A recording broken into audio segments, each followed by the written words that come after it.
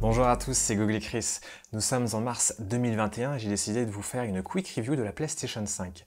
Cette quick review va répondre à mon ancienne vidéo, mais cette fois-ci en ayant concrètement la console depuis un peu plus d'un mois.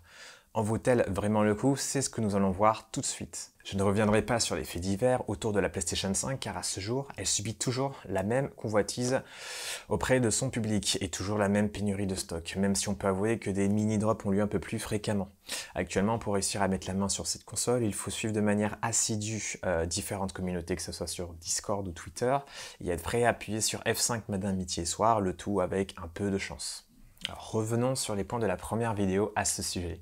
Alors les jeux, je parlais d'exclusivité PlayStation 5, et un qui va vraiment sortir du lot à l'heure actuelle, c'est Demon's Souls. C'est le jeu qui va techniquement exploiter toutes les features PlayStation 5, mais il ne va pas faire l'unanimité de par son style de gameplay. Si vous voulez voir de la next-gen et que vous êtes fan de tryhard, je vous le conseille. De mon côté, je me suis plutôt orienté vers les Spider-Man. J'ai donc pu retester, finir les Spider-Man Miles Morales et la version remaster 2018 à 100%. Verdict, c'est beau, c'est plus fluide, c'est plus fourni aussi, la manette fait son taf. Et ayant déjà fait les versions PlayStation 4, je ne dirais pas que le gap visuel et l'expérience de jeu entre PlayStation 4 et PlayStation 5 vont vous faire sauter au plafond. Effectivement, l'expérience et le gameplay restent les mêmes. Il s'agit ici de petits plus pour bénéficier de la meilleure qualité possible. Ce que j'ai pu ressortir en essayant d'autres jeux PlayStation 5 sur la console, c'est à peu près les mêmes sentiments. Ils disposent d'atouts graphiques, mais n'ont pas de features extraordinaires justifiant leur prix aux yeux du consommateur. Et la prochaine grosse exclue PlayStation 5 à proprement dit sort en juin. Sans compter que d'autres exclusivités ont bel et bien été repoussées pour 2022. Et que des jeux exclusifs PlayStation commenceraient à être portés sur PC. Je parle ici de Days Gone ou Ghost of Tsushima.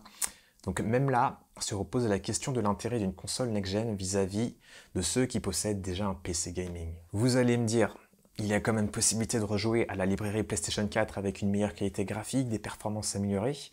Bien dites-vous que ce n'est pas encore le cas pour tous les jeux. Il y a encore une quantité de titres limités disposant d'un patch d'optimisation PlayStation 5. Je parle ici de God of War par exemple, Ghost of Tsushima, Call of Duty, mais encore de nombreux jeux restent sur les mêmes niveaux de performance que la PlayStation 4 Pro, comme The Last of Us 2, Final Fantasy, Last Guardian. Alors, je vous avoue que je trouve ça étrange, ce n'est pas comme sur PC où il suffit de mettre une nouvelle carte graphique ou de rajouter de la RAM pour améliorer les performances. Mais voilà, il est prévu pour les éditeurs de sortir au fur et à mesure du temps des patchs d'optimisation PlayStation 5, du moins pour les gros titres. Mais ce qui est indéniable, c'est le temps de chargement qui est plus rapide dans l'ensemble des jeux. Résultat, j'ai l'impression à l'heure actuelle d'avoir une PlayStation 4 Pro SSD. Nous allons ensuite parler du hardware. On est d'accord ici, on est en face de ce qui se fait de mieux ou de ce qui se fait actuellement dans les PC depuis 2 ans. Donc on a un GPU gérant le ray tracing, le SSD pour améliorer les vitesses de transfert. Et en parlant de SSD, il est possible de connecter un SSD portable, donc en USB-C ou en USB-A, pour y installer des jeux PlayStation 4 et ainsi éviter la surcharge du SSD ultra rapide pour les jeux PlayStation 5. Et concernant l'affichage, concrètement, ça donne quoi sur l'interface ou les jeux? Alors, l'interface est nativement en 4K et ça se voit. Notamment, il y a moyen de configurer les résolutions et les fréquences dans les menus, ce qui donne plus de flexibilité. Donc actuellement, je dispose d'un téléviseur 4K des années 2015 et la fluidité s'en ressent quand même pas mal quand on ressort d'une PlayStation 4. De manière générale, dans les jeux exclusifs PlayStation 5, on ressent une image beaucoup plus fine et plus de fluidité. Mais dans les jeux PlayStation 4, on ressent l'upscale, ou du moins le fait que le jeu n'est pas forcément optimisé pour la 4K. Dans certains cas, on verra qu'un travail a été fait pour améliorer les textures, et de l'autre, on verra des textures floues ou un manque de finesse. Mais au moins, ça aura le mérite de marcher. En parlant de fluidité, encore quelques jeux seulement sont compatibles 120 fps, mais vous devrez disposer d'un téléviseur 120 Hz. Concernant l'exploitation de la DualSense, le jeu qui aura le plus de mérite, pour le moment bien évidemment, c'est Astro. C'est l'expérience qui m'a le plus bluffé. Le souci, c'est qu'une fois passé ce cap, tout le reste des jeux sembleront être des expériences un peu anecdotiques d'un point de vue vibration, comme Spider-Man ou d'autres jeux PlayStation 4 avec les anciennes technologies de vibration. Et dans Call of Duty, la majorité des joueurs l'enlèveront pour gagner en performance in-game. Pour de ce qui est de la conception et du physique même de la PlayStation 5, on est ici face à un gros engin faisant son poids.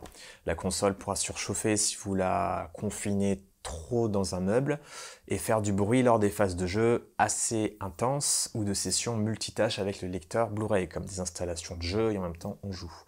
Par ailleurs, le problème des Joy-Con Drift, l'un des plus répandus, c'est-à-dire que la manette considérera que le joystick ira vers la gauche alors que le joystick est au repos à sa position initiale.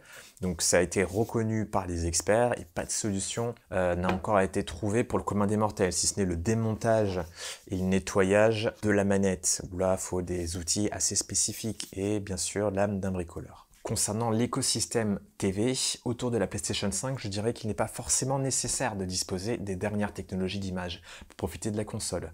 Avec mon téléviseur 4K de 2015, l'expérience est appréciable, du moins on ressent la fluidité et la réactivité de l'engin. Mais en l'occurrence, la console sera disposée à gérer les prochaines technologies d'affichage comme la 8K, le 120 Hz ou peut-être la Dolby Vision, ce qui en fait un bon investissement pour l'avenir, notamment au niveau du Blu-ray, donc c'est un bon point. Voilà ce que j'ai pu en tirer de mon expérience PlayStation 5 plus complète à ce jour. Alors, je pense personnellement que la hype autour de ce produit est beaucoup trop importante, voire même injustifiée pour ce qu'elle en jette à l'heure actuelle. Mais c'est la conséquence logique de l'offre et de la demande tout à fait déséquilibrée. La PlayStation 4 a encore de l'avenir devant elle et rien ne sert de se hâter vers la PlayStation 5 pour le moment, comme je le précisais dans mon ancienne vidéo. La PlayStation 5 est une belle console et est encore une machine avant-gardiste et future-proof, mais n'exploitera son potentiel que dans quelques années. Dans mon cas, elle servira de lecteur Blu-ray à défricher quelques jeux PlayStation 4 que je n'ai pas encore fait, mais elle passera son temps à aussi attendre les patchs d'optimisation ainsi que les futures exclusivités qui ne sortiront dans quelques mois encore. Donc aujourd'hui, concernant mon avis personnel, dépenser 500 € pour remplacer sa PlayStation 4 n'a pas réellement de sens, si ce n'est pour exposer un trophée next-gen. C'est tout pour mon analyse, je vous remercie d'avoir suivi la vidéo, n'hésitez pas à mettre un petit like, à commenter et à vous abonner bien sûr à la chaîne. Tchuss!